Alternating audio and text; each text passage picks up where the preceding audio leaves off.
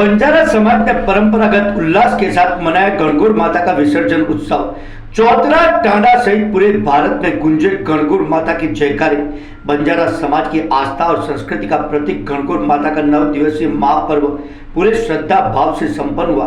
परंपरागत रीति रिवाजों के अनुसार गांव चौतरा टांडा में घर घर पूजी गई गणगौर माता की प्रतिमाओं का नदी तालाबों में विधिवत विसर्जन किया गया।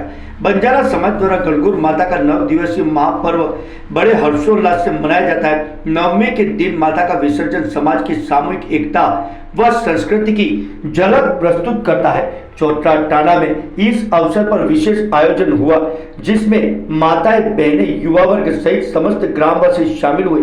घर घर जाकर माता की पूजा अर्चना की गई, पारंपरिक गीत गाए गए और फिर पूरे गाजे बाजे के साथ विसर्जन यात्रा निकाली गई। इस अवसर पर समाज सेवी उदयलाल बंजारा, मुकेश बंजारा, विष्णुवर्धन बंजारा, पंकज बंजारा, जीतू बंजारा, गीत बंजारा, महेंद्र बंजारा, विकेश बंजारा, दिलीप बंजारा, नारायण बंजारा, चतुर बंजारा सहित समस्त बंजारा युवा साथी सहित उपस्थित रहे।